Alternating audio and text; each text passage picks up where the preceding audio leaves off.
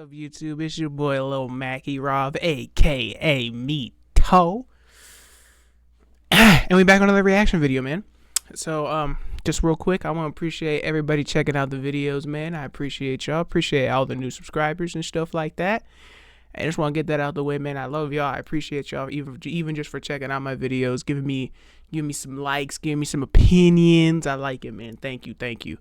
Anyways, so today's video, I'm just sitting here. I'm just on my computer. I'm about to start playing some games, you know, probably after I record this.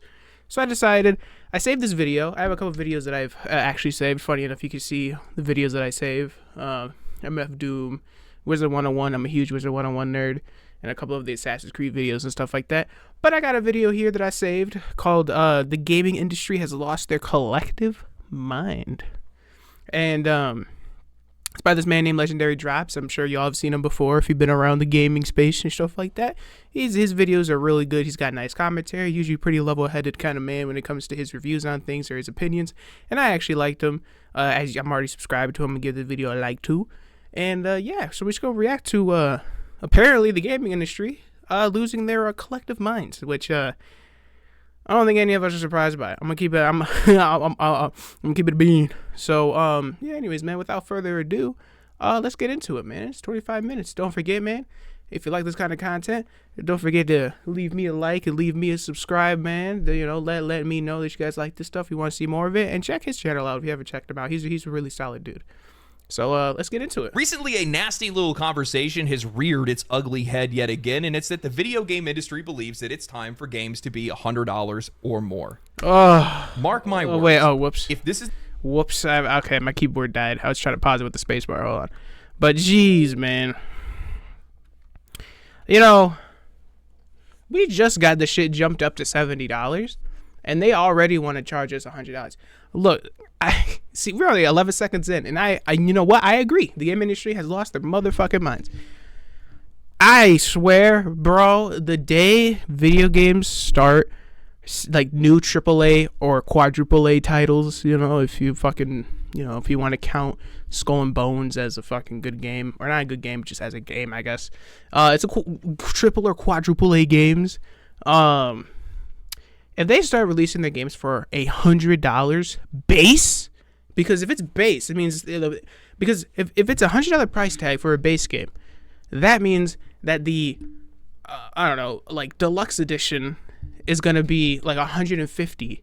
And then the supreme, super awesome, cool, like extra cool gold edition is going to be like $200 for these games. Dog, that is going to be the gaming industry is going to crash.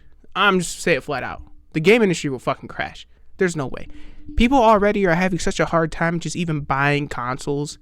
I'm not even talking about PCs. PCs are their own world of expenses and shit like that when it comes to gaming on a PC. Just console, Xbox, PlayStation. People are already right now struggling to even buy the newer consoles because they're $500, $600, $700 fucking dollars.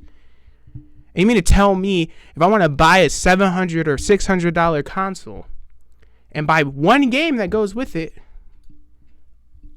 I have to spend $700?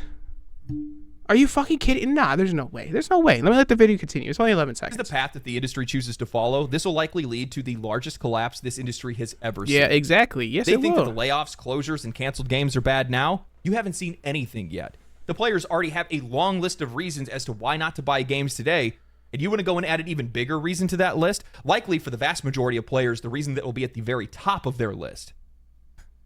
You know, for years now, we've heard about how they think that the video game industry bubble is going to burst because there's just been so much investor interest over the years. The wages have increased, the cost of development and marketing has gone up, and the long development cycles that these games are in, 7 to 10 years in some cases, is just not making these games financially viable.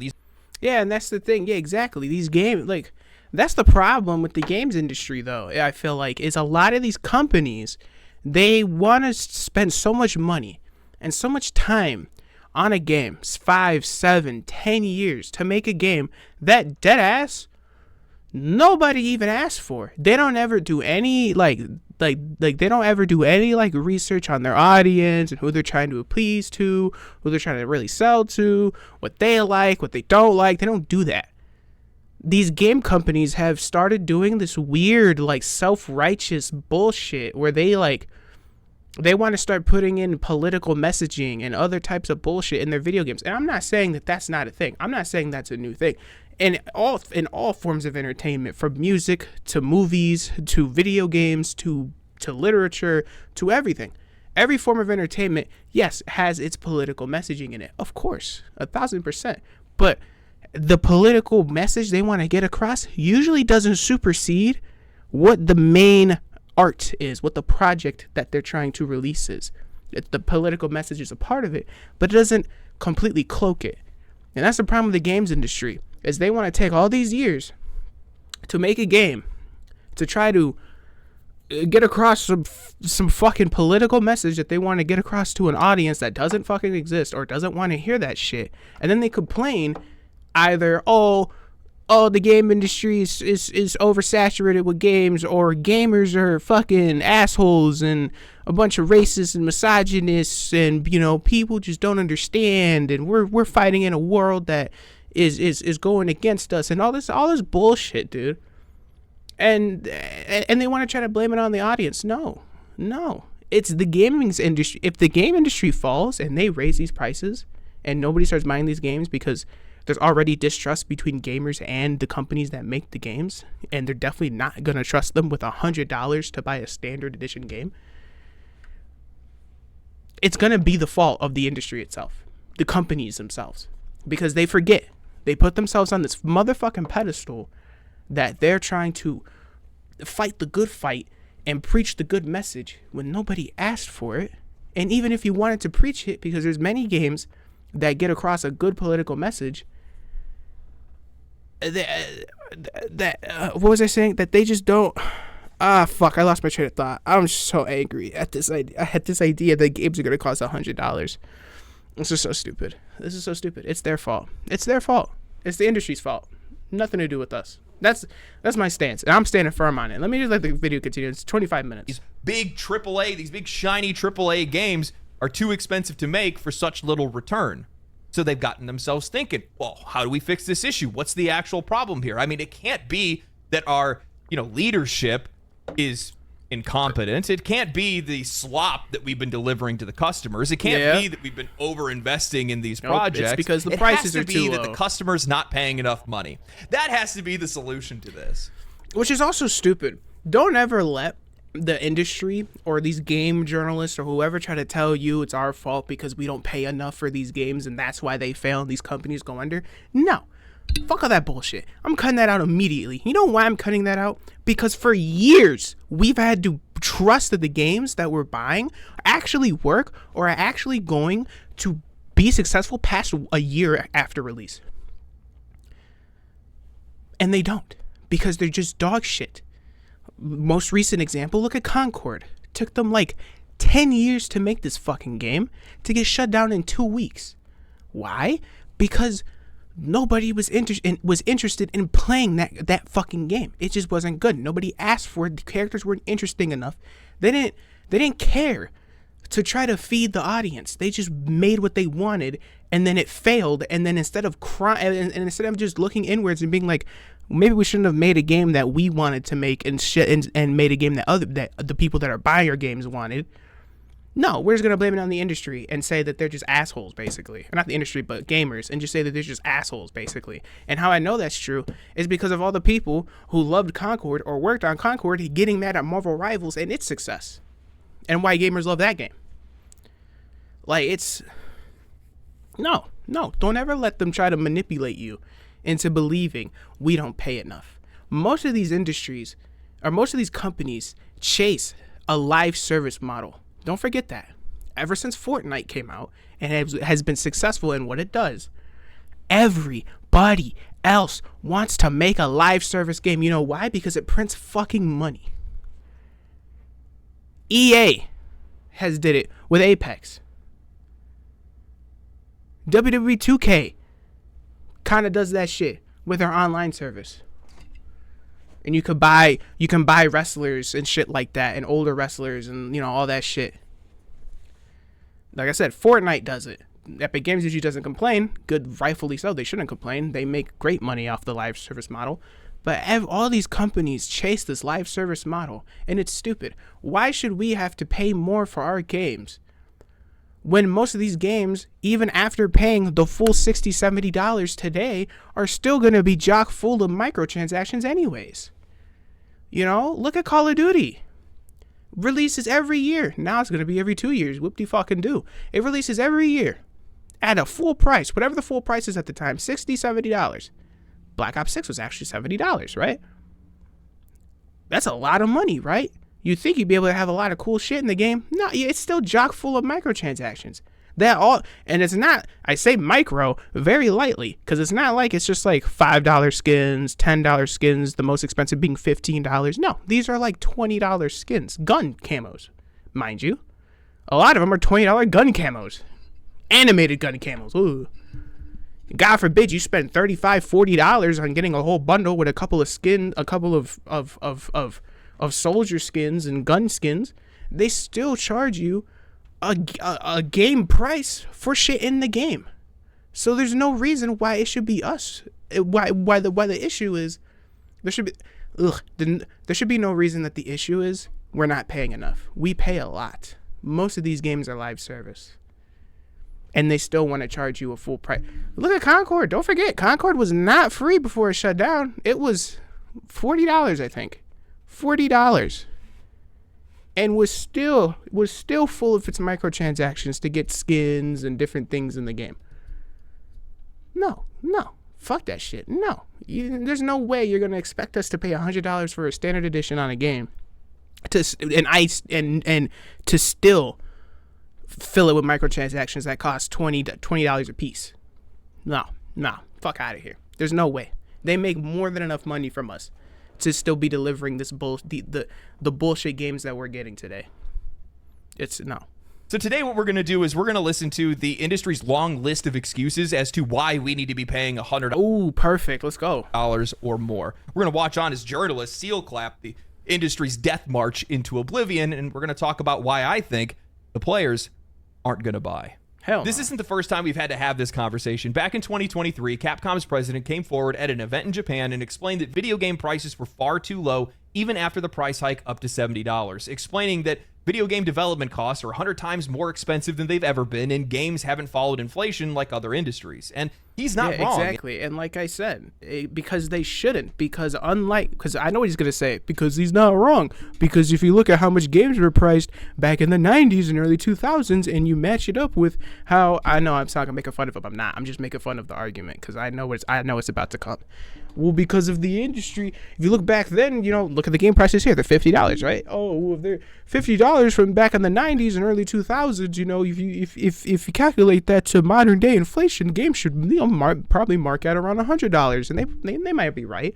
But what I just go on a little rant, not even 30 seconds ago about.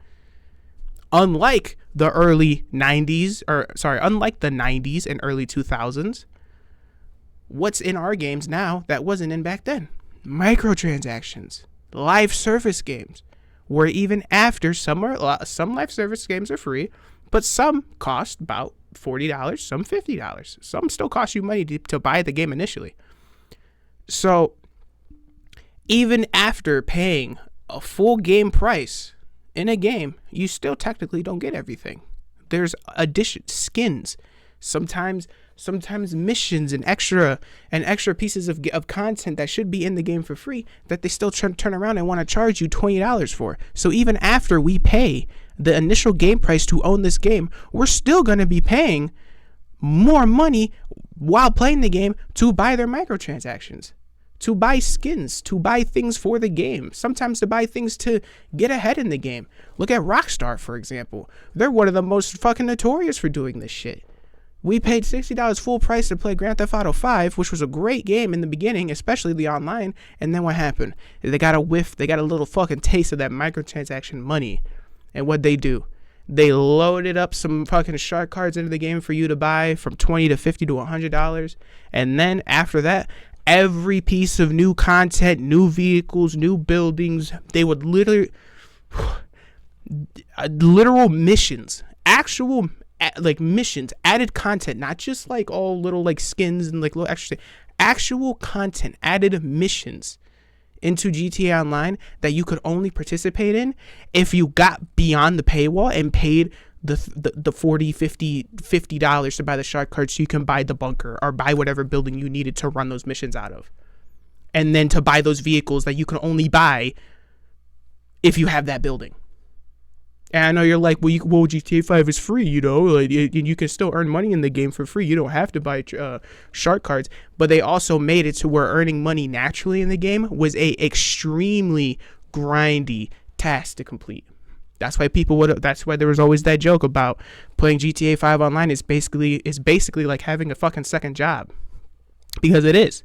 They made earning money naturally in the game so grindy and so difficult that over time it would kind of wear you down to the point where you're like, fuck it, I'll spend $30-$40, get $1 million in in-game money so I can cut up all this so I can save up all this time that I would have to spend just to get up to $1 million.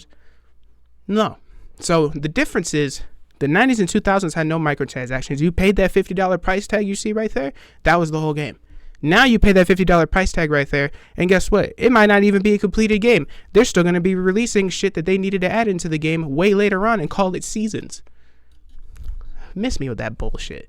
In 1990, a standard game would cost around $50. Adjust for inflation, that would be closer to $100 today. Yet, even with the price hikes in 2020 up to $70 for AAA games, the reality is that the industry just hasn't kept pace. Over the same time period, from 1990s to today, wages, marketing, and development costs have all skyrocketed. Game studios are spending exponentially more money than they ever did in the 90s or early 2000s, so the profit made on the sale of a single game has shrunk year over year. If we were to adjust in line with inflation from the early days of gaming to today, AAA games would be priced well over $100, maybe even $150 to be able to match today's financial realities. Now, all of that makes sense with nuance removed. However, we don't live in a world without nuance. The fact of the matter is that the vast majority of games that are released today make far more money past the point of sale, something that didn't exist back when games were being made in the 90s.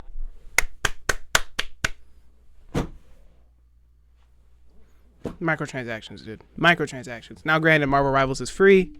Honestly, Marvel Rivals is one of the games that I'm okay with the microtransactions because it's such a fantastic game and it's completely free.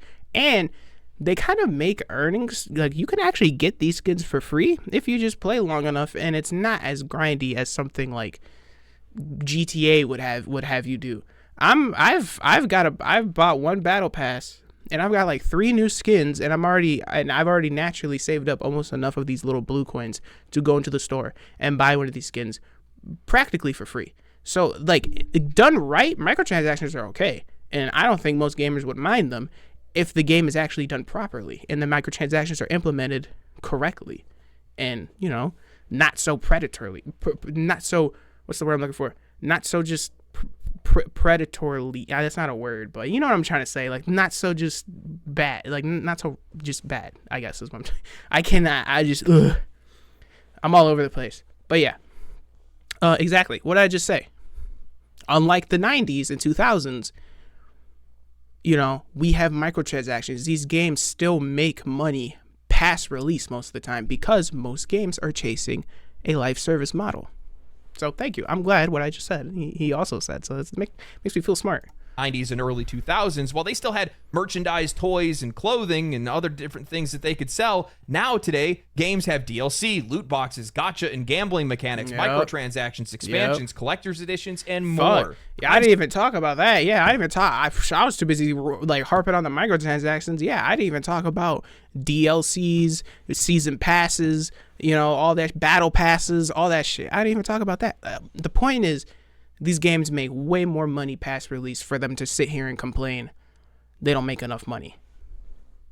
Fuck out of here. Sorry, but you can't convince me that video game companies aren't making enough money today, or there aren't enough ways for them to make money. However, games journalist and industry analyst Matthew Ball are going to try to tell us otherwise. In an article written by Eddie Mackich titled GTA 6 could cost as much as $100. Some hope analyst clarifies comments. If Takes-Two raises prices to $80 or more, other publishers could apparently follow suit.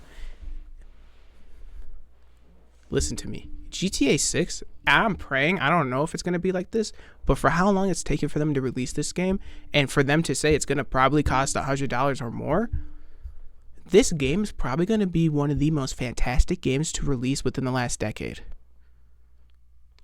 That alone will kind of negate my anger towards me having to pay triple dollars here just to play this game. Because I know GTA 6 is still going to be full of microtransactions. They're still going to make way more money past the release. So I'm whatever. But it's going to be a great game, regardless. I fucking hope. Most of these other games are nowhere near the level. Most of these game developers and the games that they release are nowhere near the level of Rockstar and GTA 6. Nowhere near. I don't know what other companies think that they could follow suit with how much GTA 6 is going to cost, but they are bugging. No one is going. The only game I ever see gamers being okay with spending $100 base for is GTA 6. Every other game that tries to do this will immediately crumble. I promise you 100%. As much as $100, some hope. Analyst clarifies comments. If Take-Two raises prices to $80 or more, other publishers could apparently follow suit. Eddie writes, veteran investment analyst and researcher Matthew Ball of Apillion has released a gargantuan 219-page report about the state of video gaming in 2025, and some of the presentation looks at how the video game industry could possibly grow in 2025. In a section titled How Player, Playtime, and Player Spend Might Return to Growth, Ball mentioned a variety of opportunities, including Grand Theft Auto 6 costing as much as $100 when it launches this year. Ball said that there is hope among some in the game market that Take-Two will price GTA 6 at $80 or even $100, which could prove as a turning point for the video game industry. This could break a key price barrier and allow developers to raise their prices as well, he said. Before this, a Baldur's Gate 3 developer said a GTA 6 could prompt a shift to more expensive games if Take-Two decides to price it above $70. Oh, wait, go back. What'd that say? Almost all games should cost more at a base level because the cost of making them, inflation for one, is outpacing pricing trends. But I don't think we'll get there with DLC promises so much as quality and communication. Everyone's just waiting for GTA 6 to do it. Yeah, exactly. Fuck out of here, though. I don't know. They might need to cost more at base level, but if you're still going to, first of all, most of these games don't, like I said, don't come fully completed, and I know they don't because that's why they still release content later on throughout the game's life cycle for you to play. Most games aren't even completed for these companies to want to sit here and try to charge fucking $100 for a base price. And then the fact that there's still DLC, like he said, there's still DLC, microtransactions, battle passes, season passes, live service. They make way more money past the initial price tag for them to complain that the initial price needs to be higher. I will agree if it's a single player game like Elden Ring that really doesn't have a live service model to it. It's got multiplayer and like that's it. There's no skins you buy. Everything you could want and wear and use, you can just find in the game. If you want to price a fully single player game, pretty much like Elden Ring at $100, sure, I can't really bitch about that if that's what the price is supposed to be, but not these companies like Grand Theft Auto. I know I said GTA 6 is gonna be okay if they do it because it's probably gonna be a quality game. Sure, that does not mean that pill is going to be any easier to swallow, because I still know they're still going to load the game with microtransactions. Maybe they won't add shark cards, but they might add a different way for you to pay real money for you to buy some of the shit in the game. There is no reason that games that want you to buy microtransactions and participate in battle passes and have seasons should ever cost anything over $60 base price. No. Take-Two decides to price it above $70. In a series of follow-up posts, Ball shared further key updates, including how GTA 4 was priced at $90 in real terms, with GTA 5 costing $83. Ball added, your rent is up, movie tickets have doubled, minimum wage, Spotify, Netflix, bus fare, gas, etc. Indeed, nearly all categories are up, not just flat in real terms, while games are at record lows. He went on to say Rockstar's cost isn't sufficient to set the price, but the argument games should be the only thing never to adjust for inflation and thus be, in the strictest terms, worth less every year is not healthy either or a good argument, in my opinion. No one, shut the fuck up. Nobody is sitting here saying games should be the only thing to never adjust for inflation. No, I don't think anybody has made that argument. And if they have, it's a stupid fucking argument because it's still a product at the end of the day. From what I haven't heard a single person ever say this, ever, that games should never adjust for inflation. They should. But again, you guys already do that. You guys do that through microtransactions and DLCs. You guys do that through chasing and making games that fall under the live service model. A lot of companies are trying to do this. The problem is they're just not successful at doing it because the games that they want to release suck ass. The only live service games I've seen to be even remotely successful, even somewhere close to Fortnite, is like Destiny or now Marvel Rivals or things like that. But let's not act like games haven't tried their own versions of live service and it's just fallen flat. Concord is the big example. Don't forget about fucking X Defiant, right? That's a live service from Ubisoft that, guess what? It's going to shut down by March. Why? Because it's just not a good game. It's cheaply made. And nobody cares for it. It's not a fun game. And then all their microtransactions are priced to high motherfucking heaven. Nobody wants to do that. If you can make a live service game that people want to play, you'll see the money come in. And if you're already going to have games that still are going to follow live service anyways, and you still think the base price should be increased, you're bugging. Maybe I'm jaded. Maybe I'm too jaded. I got to stop pausing and let him finish. Opinion. Ball was not making a prediction himself that GTA 6 would cost $100, only that there is a belief in the market by some that it could happen. For his money, Ball said that GTA 6 will cost $70. I can't believe I have to say this, but customers only ever care about inflation when said inflation affects them and their money. $100 is $100. Whether it's 1990 or 2025, no matter how you spin it, what excuses you make, or what numbers you point to, the vast majority of people just flat out cannot afford those prices and will have a far more difficult time justifying buying games day one or buying games at all. My friends with kids buy maybe 1-2 games a year, or they just spend their money on indie games because they're far cheaper, they tend to have more replay value, and they don't take as long to complete. My friends without kids, well, they work too much and they can't even justify buying a $70 game, and they just choose to play free-to-play games instead. Gen Z is so maladjusted and ambivalent due to the pandemic that they can't even find work, and even if they do, they can't hold jobs for long. Heck, the vast majority of them are choosing to become NEETs out of choice. Who are they planning to sell these games to, and where are they going to find the money? Is a NEET? When Ball mentions how GTA... Wait, what the fuck is a NEET? Wait, what? Gen Z are increasingly becoming NEETs by choice, so not in employment. Oh, not in employment, education, or training. Oh, so they're just bums. Gotcha. The majority of them are choosing to become NEETs out of choice. Who are they planning to sell these games to? That's funny. I like how they call them NEETs. That's just a nice way to say Gen Z's be just choosing to be bums. And where are they going to find the money? But again, I say that not because they're just choosing to do it for no reason when they have every other, path and opportunity to make money. Clearly, right now with the way the economy is, it's just people aren't making a lot of money, and so exactly, where do you think $100? Where do you think these people are going to come up with $100 to pay for every game they want to buy? It's ridiculous. It's a ridiculous ask. Like I said, and I keep saying, it's a ridiculous ask when most of these companies still add microtransactions even after you pay the initial price. So it's not like they're losing money anyways.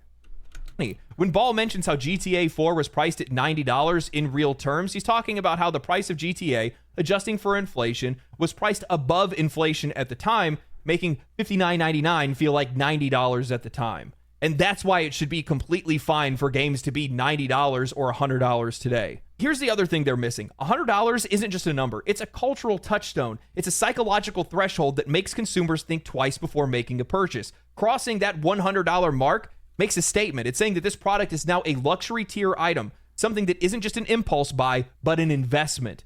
Literally, bro. Yes. Literally, bro. So I'm saying, you will see the biggest crash because people will literally only be able to afford probably one game a year justifiably, and they're only going to play that. And all these other games that are going to release throughout the year, because the game industry isn't just going to release one game at $100 and say, everybody buy this and play it. They're going to release a lot of games throughout the year that are probably going to be either $100 or close to $100. And most people, even if it's a good game, probably just won't buy it because of the sheer fact that they can't afford it. So either way, even with it being priced $100, watch, most of these companies are still going to have to put their games on a discount just to see some sort of profit because people aren't going to be able to afford it. Whether it's worth it or not. And that's when that feeling hits the hardest. It's not just about the price tag, it's about the perception of value and what people can reasonably spend in an already stretched economy. Look, a $100 purchase feels like it demands a justification. I can't tell you guys how many times I had to overcome dread when I was wanting to upgrade from a $30 webcam and a $50 microphone. For many, this is going to be a breaking point. The moment where games start to feel more like an exclusive club for the people that can afford it and less like a pastime accessible to anyone who loves the medium. It's a barrier that not only reflects inflation, but also sets the tone for how the industry views its audience. One where only a select few can afford or truly engage with what the industry has to offer. Man, that's what I'm telling y'all, dude. Before the year's out, I'm getting me an Oculus 3 or whatever it's called, Meta 3. I'm playing VR games. If this shit comes up to $100, I'm just going to strictly be a VR boy. I swear. Because at least the VR games, I think the most expensive ones I've seen have been like $40. And they're fantastic games. I mean, it's fucking virtual reality. What are we talking about, you know? I would rather spend the $300, $400, $500 on getting a new headset and knowing I'm at least going to be able to buy games that are marked at $40, $50 at most and actually play them and enjoy multiple games on a VR headset than I would spending that same $500 on 5 fucking games, and probably 3 of them I won't play after like a month because they're just boring and dry as shit and not what I thought they were going to be. Yeah. I just hate how disingenuous all of this is. Ball says the prices for all things are up, and the idea that games need to stay the same price isn't fair, conveniently ignoring the fact that while the upfront price of games has remained relatively stable, the way that games are monetized has changed drastically. In-game purchases, microtransactions. Don't forget subscriptions. Don't forget Xbox Game Pass, or you have PlayStation Extra or at PlayStation Premium that they give you an entire catalog of games that rotate through from month to month, that you pay a certain price, $15, $20 a month to play all of those games. They the way games are paid for is completely different than they were back then, and they're mainly most of the profit doesn't even come from the initial purchase of the game. It comes from what people pay for after the fact with microtransactions. Season passes, battle passes, and expensive collector's editions have all become the norm. Game companies have found new, more aggressive ways to squeeze every dollar. AAA and was it F2P? What is F2P? Anyways, AAA and F2P share of wallet. AAA and F2P in-game spending accounted for 73% of all recurring spending from players who spent on this game tier. So recurring spending means that they're repeatedly buying shit in the game. Look at that. 73% of AAA games are paid for by recurring spending from players. Remember that. Remember this chart. From the player far beyond the original price tag. A $60 to $70 game is no longer just that. It's an entry point. To truly experience whatever the game has to offer, players are often pressured into spending far more in additional content. Customers aren't just paying more, they're paying far beyond what they originally bargained for, and that's what should be addressed, not just the price tag on the box.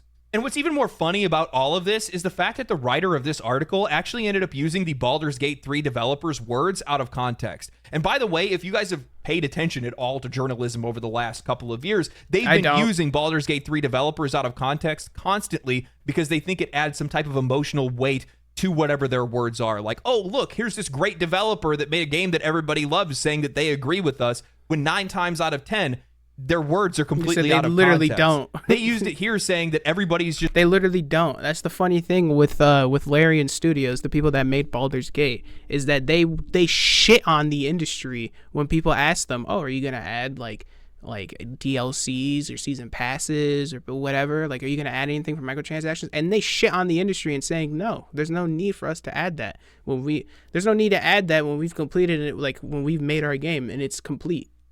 No, we're not going to nickel and dime our customers for more money when we don't have to. They just play the game. And guess what? We keep making more money because they keep coming back to play the game because it's complete. Like, Larian shit on the entire industry with how they released Baldur's Gate 3. So it's funny that they want to try to reference them now and try to make it sound like that Larian agrees with them, when Larian, I think, just does not like most industry companies. Just waiting for GTA to increase the price, acting like the Baldur's Gate 3 developers want GTA to increase the price, when the original tweet that they had made was talking about how much they hated artificial price structures and gouging that we see in today's gaming industry. The original tweet actually said, "I don't love the artificiality of pricing structures post-retail. Use the inflated base price to upsell a subscription and use vague content promises to inflate ultimate editions to make the base price look better. It all seems a bit dangerous and disconnected from the community. I think that games should be priced according to its quality, breadth, and depth. I'm not against higher prices, but this arbitrary uniformity just doesn't make sense to me. It feels so unserious." I'm going to go off for a second. Don't you guys love how every single time they like to twist things to be able to suit whatever their narrative is, and everything is always coming from the perspective of the industry and never from the perspective of the player, of the customer, the people that are actually spending money on these things to begin with? Because we are never a priority. We are never at the forefront of discussion. We are never at the forefront of their mind when they're making these decisions. And then they sit back and they wonder why games are failing and studios are closing. I don't know. How could that possibly happen? The prices... That flick on the forehead was so real, dude. It's like, fuck, I don't know. Because it's true. They sit here and bitch and moan and complain. Gamers don't want to play these games. You know, this gaming genre is oversaturated, like with Concord and the whole hero shooter debacle. Gamers just want to see fucking, you know, pretty people in their games. They don't want to see this realistic shit and blah blah blah.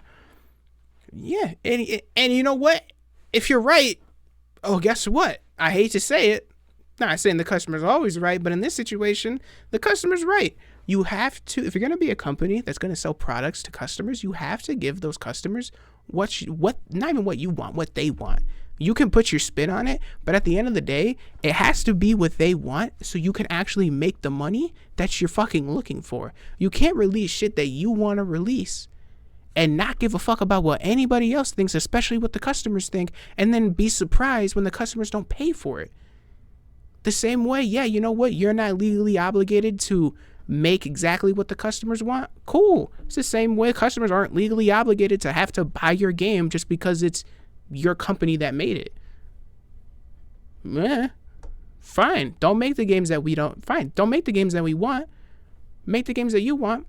We just won't pay for it. And we're just going to pay and play the games that we want to play.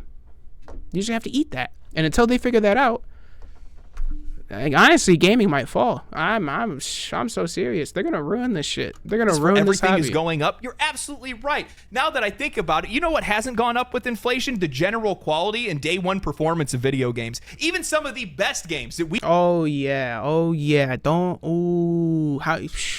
You can't forget. Even though I love the game now, you can never forget about Cyberpunk.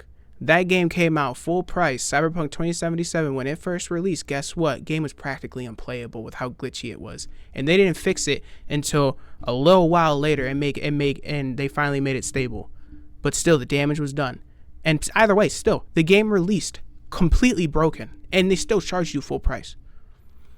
No Man's Sky, another thing, right? When that game released, not only was it fucking broken and buggy, it was missing content that was promised.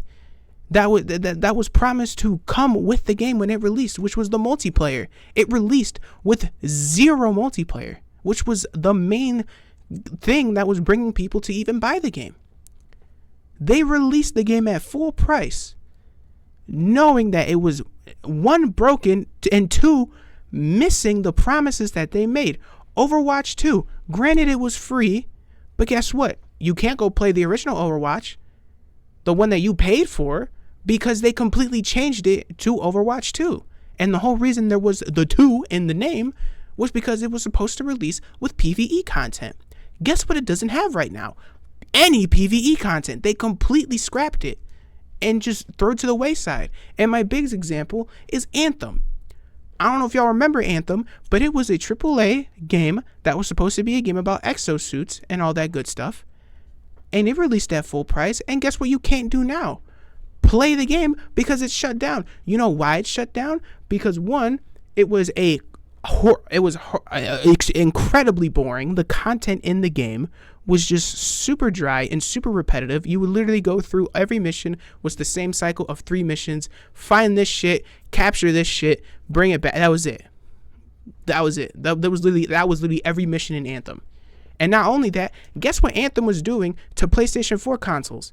It was absolutely frying those consoles when you would try to play it. And some people's consoles, when they tried to play Anthem, completely broke and shut down. And they had to cancel Anthem because of it. So, no, you're going to charge full price. And what he's saying is absolutely right. For a lot of these games to not even come out complete. Some of these games get shut down because of how incomplete they are. Some of them get shut down because of how shitty their coding is, that it completely fries the console that they're even trying to play the game on. The game it was advertised for. No. We've seen released over the last few years can't even hit a standardized level of quality. We are spending $60 to $70 on brand new day one video games that we have to sit there and hold the bag because the game's not even finished, because it's always the minimum viable product that's being released to us. Yep. And we have to wait for them to finish the game for us to be able to play it. But let me take a wild guess and say they're probably going to try to blame the price of things on that as well. Probably. They want to talk about how expensive it is to make games today. You know, my question is, why are we the ones that need to keep up with you and your spending? We didn't sign up for that. When I look around the industry... Amen, dude. A motherfucking men. I'm paying you. If you have to spend more on a game because you don't know how to manage your budget, the fuck that got to do with me for, dog? I'm just trying to buy whatever you're making. I don't give a shit. Make my game. Literally put the fries in the bag, bro. I don't give a fuck. I see some of the most successful games over the last few years: Baldur's Gate 3, Black Myth Wukong, Space Marine 2. These Elden games Ring. were made with a quarter of the budget of some of these big, flashy AAA games that nobody ended up buying in the first place.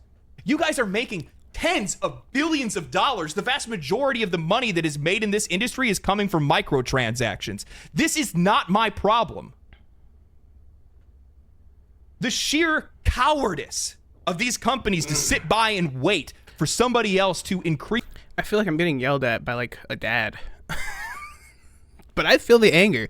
It's crazy. It's crazy, the manipulation that these game companies will try to pull on its customers. It's insane. And then try to push their problems onto the customers like it's our fault.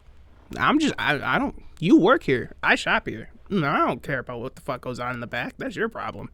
Increase prices because they know it's a game, or they think it's a game that everybody's going to buy, and it's going to be the best way to just sneak that price change in. And that is so telling, because you are pathetic and you realize that your games wouldn't sell. Asman, thanks for unpausing. Eddie continues with $70 is the current market rate for new AAA releases. And in fact, it was Take-Two that was among the first to raise prices from $60 to $70 back in 2020. Many are naturally wondering if Take-Two might raise prices again for GTA 6's launch. But it remains to be seen if that'll happen. Beyond updating the sticker price for games, video publishers have found other ways to be able to make more money out of players, including expensive editions, microtransactions, and battle passes, just to name a few. GTA 5, for example, has sold 205 million copies and brings in a lot of money in microtransactions in GTA Online. Early predictions have...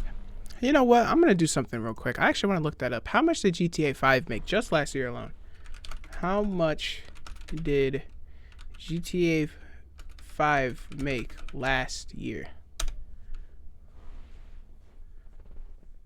August 12th, 2024. This means the game has possibly made over $8.5 billion. Let me see.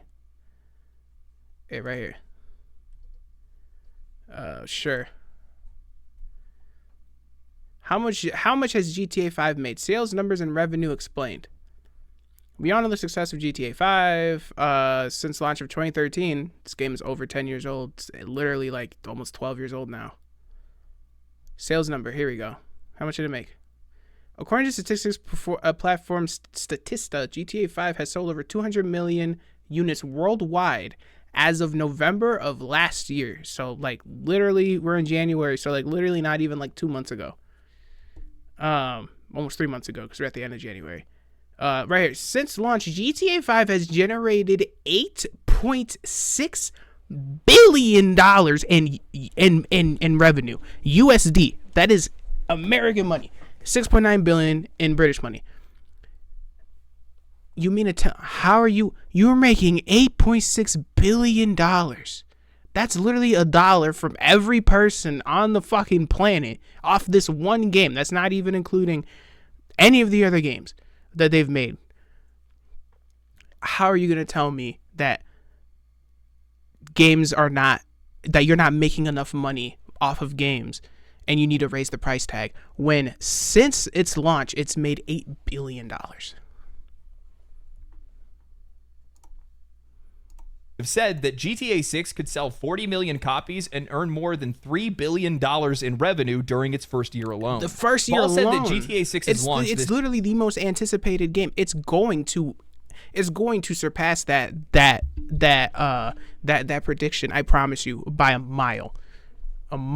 This year will have mixed impact on total player hours and revenue across the gaming industry because it'll only be available on console. A PC release is expected after the console launch. However, Ball said that GTA 6 will severely cannibalize total hours and spending that would go to other video games when it launches. For its part, Ubisoft said GTA 6 is a good thing for the video game industry overall because a huge game like that may help more people turn to gaming. Some of the other areas that Ball listed off as having potential for growth in 2025 included further expansions into non-core markets, user-generated content, social game services, the Nintendo Switch 2, other new handhelds and devices, AA, AAA, mobile since the Switch has become popular, I'm surprised Sony hasn't even tried to revamp the PSP.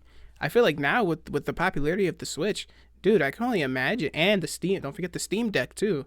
Or it's called the Steam Deck, right? The little, whatever it's called, the little handheld for I think it's a Steam Deck. The little Steam Deck. With PCs, it's another handheld. I'm surprised that Sony hasn't even tried to revamp the PSP. They really should. The PSP would, I'm telling you, if Sony decides to revamp the PSP, they're going to see their fucking money skyrocket, especially if they don't try to price it like a fucking asshole and try to make it like a $700 thing. If they keep it at like the $300-$400 mark, everybody with a PlayStation immediately buying that PSP. I promise you. Gaming apps. But you know why? You know why they're probably not going to do that? Because most of these game companies, low key, are going to try to go mobile because that's where all their money is. Store regulation, new game releases, generative AI, and advertising. Make this make sense. I do not understand how GTA 6, projecting 40 million copies sold and $3 billion in revenue in its first year, is somehow a footnote in a discussion as to why other games should increase their prices to $100. They are failing to realize why GTA 5 did so well, why GTA 6 is likely to do even better. They will never acknowledge it's because of the fact that they don't deliver quality games. Never. They think literally all these companies, every single game that they release, they think it's the most cream of the crop game and it deserves to be priced at the most highest tier it can be priced at. They'll never acknowledge that it's their own work that's doing them in. It's everybody else. It's us gamers that are just not giving these games a chance. We don't really have to. Or why it could even make the game interesting enough, and you'll see the players flock in. Do you all really think Elden Ring was gonna be that as successful as it turned out to be? Everybody was surprised it was as successful as it was because it's a fucking Souls game. Most of those like Dark Souls like fucking games and shit like that, they don't really sell. They sell a lot. They sell good, but they don't sell like Elden Ring sold. How much did Elden Ring make alone? Let me see. How much did Elden Ring make? How much has Elden Ring made? About 20. That's just copies. I don't know how much money. $720 million in the first 2 weeks. Ooh. 2025. So yeah, about almost $1 billion.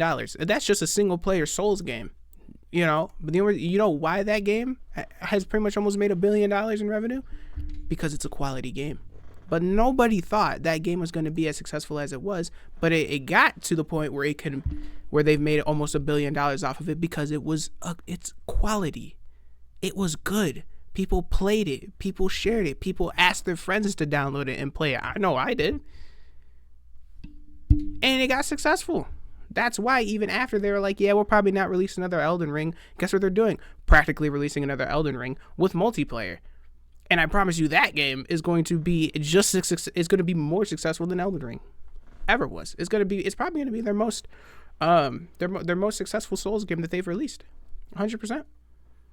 But it all comes down to quality. Make a quality game, you get the good prices. Make a shit quality game that's really, it's the bare minimum, but it's chock full of microtransactions, and you're not gonna see, who's calling me? Oh, and you're not gonna see the return on it. Simple as that. Simple as that. For $100 in the first place. You're not even thinking about what the impact of a price increase would be on other games and other studios outside of one of the biggest video game franchises of all time. $70 is the new current market rate for AAA releases? No, I think it's the going market rate for trash. The best releases on PC over the past 2 years have been $60. I mean, take a minute to think about it. If game prices were $100 today, what game... I mean, shit, Helldivers sold for $40. It went through its up and downs, but it's up now. People like it now. People are going crazy for it. $40. Would have realistically with microtransactions, by the way, come out at $100. Suicide Squad Kills the Justice League, Assassin's Creed Shadows, Skull and Bones, Star Wars Outlaws, Dragon Age the Veilguard, Diablo 4, Call of Duty, The Sims, sports games, trash, generic slop, and in some cases, absolute dumpster. Yeah, that's the other thing too. Dude, if I swear, because this is going to be so shit, because yeah, exactly, that means games like fucking 2K are going to be like $100 every year. I'm going to pay $100 every year to play practically the same fucking game over and over, and I can't go back to the older games because once the new game comes out, the old games, all their servers for online play and anything that even adds replay value to that game, dead in the water because they're going to put all their assets into the new shit. Nah. I'm going to make a video about that. I have a rant video coming up about 2K and why I'm about that specific situation, that every time they release the new game, their previous game servers shut down, completely gone, even though I paid full price for it and have only pretty much played it for a year. Fires. And while some of them still would have reached an audience, they wouldn't have reached an audience of the same size because they would have cut off their leg to save a foot in regards to the game's price. I mean, think about what you're saying here. Even Ball mentions how GTA 6 is likely to cannibalize the sales and playtime of other games when they're released. Now imagine these morons raising their prices to $100. Good games sell well and bad games don't. And from my perspective, if the price of games were to increase, it's going to price... Literally, good games sell, bad games don't, and fish swim in water. It's so simple, dude. A lot of players out of a lot of games, and the entire market is going to shift. Good games will sell well, and bad games won't sell at all. Which means a minor mistake could have catastrophic consequences for some of these studios, and the gap between successes is going to become an ocean many studios cannot cross. I do not understand why the conversation isn't focused around how much money these companies are spending on games. Companies that cannot properly budget their own projects, set realistic sales projections, or even target an audience's needs properly. Ubisoft spends hundreds of millions of dollars on a busted-ass pirate ship simulator. EA invested hundreds of millions into an educational HR video disguised as Dragon Age. And we have so many more studios that are torching millions of dollars Dragon Age, dude. Bloated. I haven't played it, dude, but man, this is what I was saying, how they wanted these companies, they'll release games that they want to put their messaging all over and then expect that game to still sell to an audience that never asked for it. Just people don't like this game because their whole messaging about, you know, they want to talk about, you know, like, you know, misgendering and trans people and all that, which is great. You can make a game that talks about, you know, respecting people that, you know, people of that, you know, transgender people exist and they're just people and, you know, you got, you know, they're like anybody else. You give them respect, like, you know, you just easy as that. But they literally cloaked The entire game known as Dragon Age, which has never been about talking about misgendering and trans things, and they cloaked it all with that political messaging. And guess what happened? It fucking failed. It's down in the shitter. It's, again, you can make games that have good messaging. It just cannot supersede what the initial game is about. Games filled with busy work and realistic eyelashes. What are we doing here? This industry is in a state of entropy where they just keep pressing forward. They keep spending more money. They're adding nothing to the core experience, and the customer is. And that too, fuck these games as well, because a lot of these games are a lot of games that they release are just remasters. When is the game industry gonna actually start like releasing new titles, new exciting titles that make people like actually want to play the game? The only like actual new games I really think we received within the last few years is Elden Ring. I just had the whole list. Yeah, it was Elden Ring, Marvel, what else? Black Myth. What else? Nah, Dead Space was a remaster. Though it was a good remaster. What else? Man, I can't even think of the list. But you get what I'm saying. A lot of these games are remasters as well. I just want the games industry to just start releasing newer, exciting titles. It's the one more frequently. Is expected to keep up with their spending. They want to blame the failures of the industry on not making enough money, only to distract from the fact that it's their fault that people are losing their jobs. Studios are closing and sales are dwindling. I actually read through Matthew Ball's 223-page presentation. Nice. And he unwittingly proved it himself. In 2020, IDC, Google, ARC, and SMP all made projections on what they thought the industry would look like with its growth in the coming years. They viewed the pandemic boom as an accelerant, not an anomaly. Yes, these idiots thought that COVID was the future. ARC Investments forecasted that the industry would grow by 50% in 4 years, from $200 billion to $300 billion. Meaning that investors, blindly trusting speculators, ran to invest in these companies and publishers, and in turn, those companies, flush with cash, invested heavily into their new future. Only for them to be met with the crushing reality that none of those predictions would come true, outside of Ampere. So if you're going to use them for investment, they're actually probably the better bet. They don't want game prices to increase for inflation. They want game prices would happen. Oh, wow, dude. You really... Literally, they thought a whole time where people were stuck inside and doing nothing that was going to stay like that. They're literally the only people that are like, yeah, no, that's not gonna happen. As soon as the fucking pandemic is over, we are dipping and we are out. It's pretty accurate to what happened. Look at that. Bad. They don't want game prices to increase for inflation. They want game prices to increase to make up for their colossal financial hole that they've dug themselves into. The pandemic led to a wave of overly optimistic projections. Popular forecasters and analysts predicted that gaming would experience perpetual growth, an assumption that was rooted in a brief surge during lockdowns. These predictions were reckless, overlooking the fundamental truth. Once the pandemic subsided, people had to return to the working world. Inflation would then hit hard.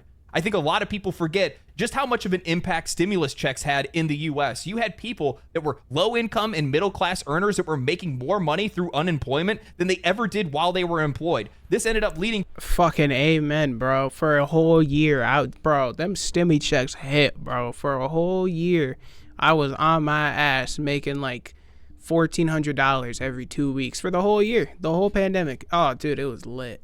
To a lot of unrealistic and excessive spending, especially given how much time they had on their hands. How the hell could you believe that the sales and engagement gaming saw in 2020 and 2021 would stay the same?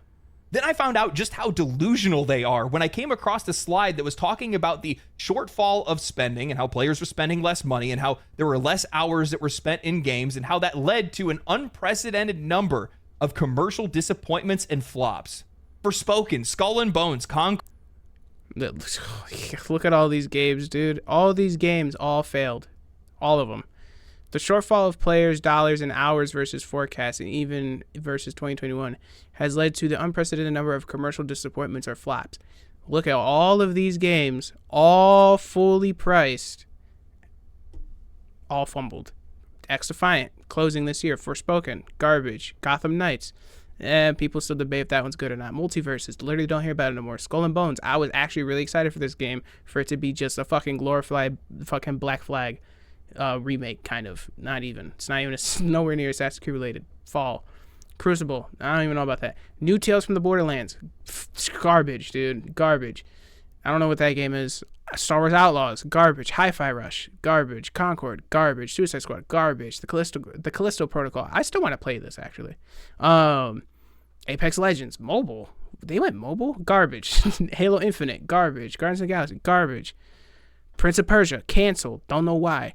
Battlefield Mobile, should have made another Battlefield game, garbage. Hyperscape, don't know what that is. Marvel Avengers, garbage. Splitgate, just shut down. Not too many people. Redfall, garbage. Avatar, garbage. Don't know what this game is. Like, it's Concord, Halo Infinite, Redfall, Star Wars Outlaws, Avatar. These games didn't fail because of some esoteric lack in spending. It's because these games sucked. Now, after I saw this, it got me thinking. I'll admit that I was taken aback when I saw just how much the industry had receded after 2020. I had expected a decline, sure, but not to that extent. It took me a while to process it, so I started comparing some of the numbers with some of the other charts in the presentation, and then I stumbled upon something eye-opening.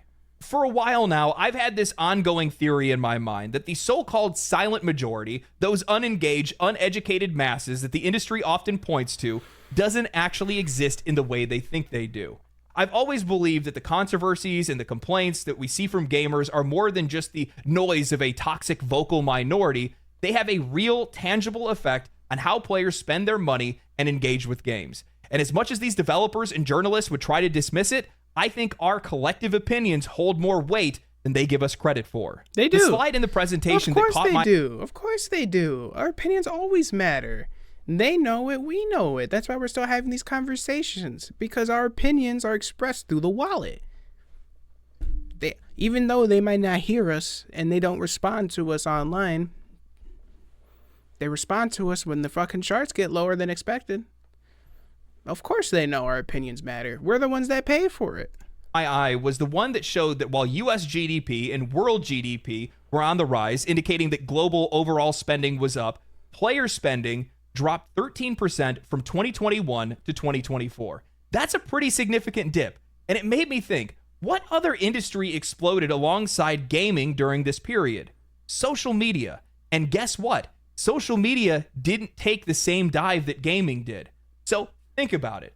Players who would have normally not been involved in gaming communities suddenly found themselves more connected than ever. The silent majority, those once quiet and unaware of the broader gaming world, became a part of it during COVID. They began engaging with games on a deeper level, and their awareness grew. They didn't buy into what was just being fed to them. They started thinking critically and evaluated their purchases, participating in some of these online communities and sharing their thoughts on other platforms like Twitter, Reddit, and Twitch. And I think that Twitch is a really good example of this, because while their viewership has dipped a little bit since 2021, they still retained a lot of the audience that they captured during COVID, and they haven't fallen back to their pre-2020 numbers. That shows a community that stuck around, that was once passive consumers, is now much more active and informed. You have a group of customers who have returned to the workforce, who have less money to spend due to inflation, who likely picked up on a couple of YouTube channels or Twitch streamers that are talking about different issues that are going on in the industry, and they're still watching. They're still engaging with that content. This isn't just a trend. It's a fundamental change in how we as consumers, as customers, as players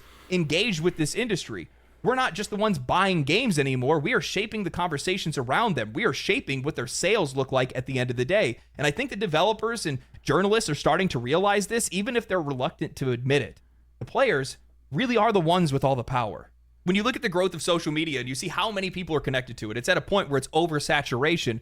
We're still seeing the same levels of engagement during the lockdown days. That they're still the same. Yeah. A lot of the channels probably have seen even more growth since then. I would guarantee if I went out and I started polling some of the people that blew up or got big or anything like that during COVID, they probably still retained a lot of their audience, except for some of those Minecraft guys. But that's a completely different story. They did that to themselves for the most part. But I think what the industry doesn't realize, or maybe they just don't want to realize it, that's probably really what it is that players are still engaged in all these discussions. All the views are still coming in on videos, all the tweets and all the Reddit stuff is still getting updates and all that good stuff. People are talking about the industry, but they're not buying the games and they're not playing the games. So what does that mean? That means that they're out there involved in these communities and they're avoiding games. You cannot tell me that all the controversy that was surrounding Dragon Age the Veilguard didn't affect its sales. People waited for reviews. They felt the general vibe of the game, and they avoided the game. And as such, the game failed. In most cases, a game with that name, a game that has that much cultural weight,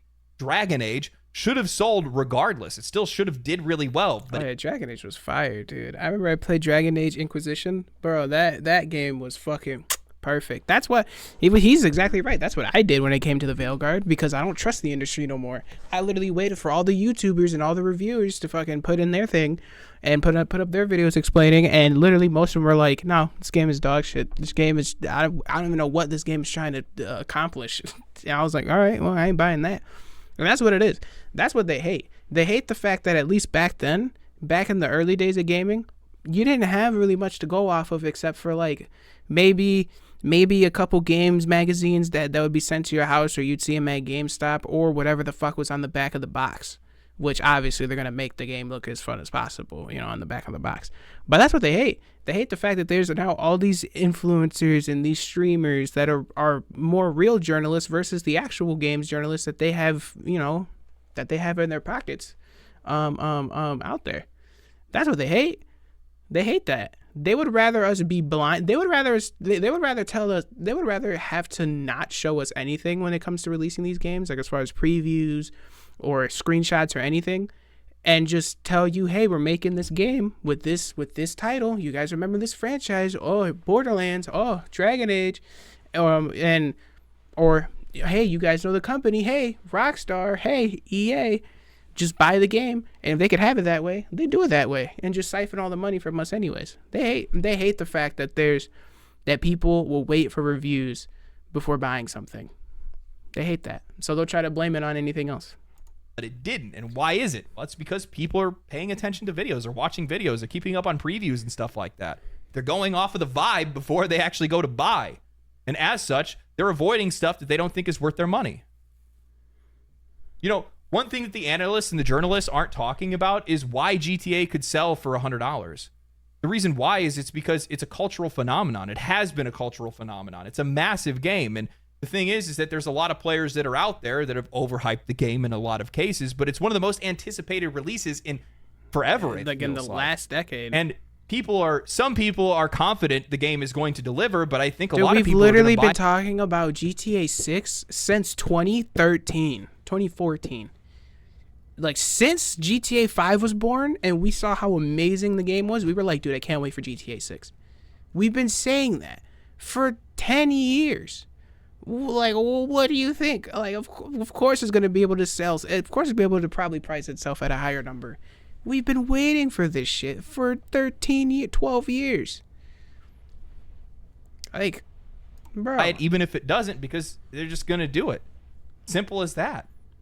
And there's a level of confidence there, consumer confidence, that I don't think exists anywhere else in the industry right now. Maybe there's a couple of studios that are out there that people are like, for sure, I'll buy one of their games. FromSoft is like that for a lot of people. Larian's now become one of those studios. Yeah, I'd say Larian is definitely one for me. People will probably pick up on Game Science or Saber or whatever it might be. But outside of that, the vast majority of games, most people are relatively leery about.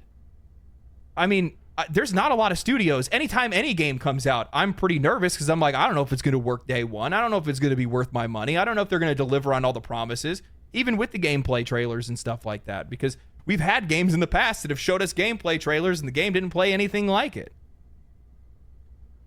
Sure, you're going to have some people that are out there that are going to be habit buyers, and they will just go and pick up Grand Theft Auto, and I'm sure probably the same thing will happen for like sports games and stuff like that too. But I'm just going to be honest with you. There's just a lot of people that are out there that can't afford $100 video games. And this isn't a shot at people being like, oh, look at this broke boy or anything like that. Dude, I get it. I don't like spending that kind of money on something. I can write it off on my taxes and I'll still feel dirty doing it. And to be honest with you, with the rise in popularity for PC gaming, I wouldn't be surprised if you saw a return to pirating. Just like in the early 2000s with CDs. They were overpriced. They were bulky. They were hard to store. They were easily damaged. $20-$30 for a CD?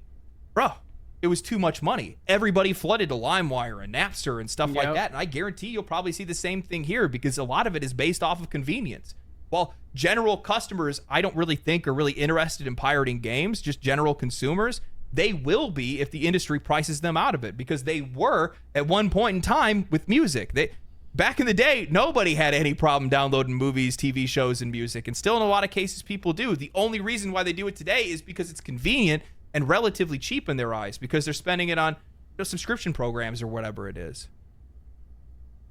This is going to be devastating to the industry if they make this choice, because like I said before, listing off some of the games, think about the games that they would actually sell for $100. The vast majority of games that release in a year aren't worth that kind of money.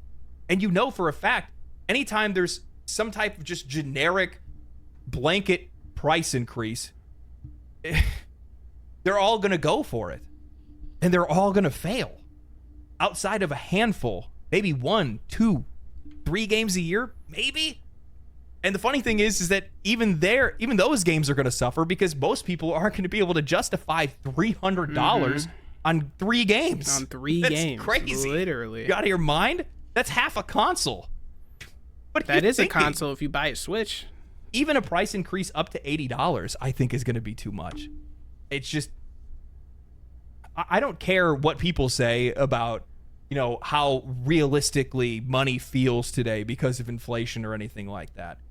$80 to $100 is a lot of money. And for most people, they're just going to pass on it. There's other games that are out there that are far cheaper, that are much more worth their money, and they're going to support them instead. So if these AAA companies want to go ahead and do it, these big, the biggest publishers and studios that we have that are out there, go for it. I love to make videos about it. I will Video I'm too. going to make for BioWare. Man, that one's a long time coming. I bet, dude. Anyways, I give this video a like. I did. Yeah, man. No, seriously. Like, man, to wrap it all up, dude. To anything I can add to what Mr. Legendary Drops has said, because he definitely summed it up pretty well. It's just too expensive. It is. It's too expensive, and it's just not justified. If most games came out nowadays complete, full of their content that they were promised, and not broken as shit, I think people wouldn't be too upset about having to maybe pay an increased price on their video games. It would suck, but I mean, every luxury, you can never afford every luxury, sometimes, sometimes the prices are worth it. But in this case, in the world that we live in, these companies, they get off on the fact that they know they can absolutely fuck us over and release games completely broken, not finished, with bare minimum content. Or sometimes you get games that'll release and they might even have the content already ready and completed, but guess what they'll do? They'll remove it and repackage it as a later update or a later patch for you to buy. It's just not justified. It's just not justified. When you make a promise to your customers and you don't follow suit, you cannot be surprised when the money doesn't come in. You cannot make empty promises and still expect to be compensated full price. That's just not how the shit works, and they know it. And they know it's not how they know it's not how they work. It's not how it works. But that's why they want to sit here and try to blame all their issues here on the gaming community, saying that we're just not interested enough, or saying that games are just too oversaturated, or people just aren't interested in video games anymore, when it's clearly just not the case. People just aren't interested in throwing money at the wall and seeing hopefully something good comes out of it. No.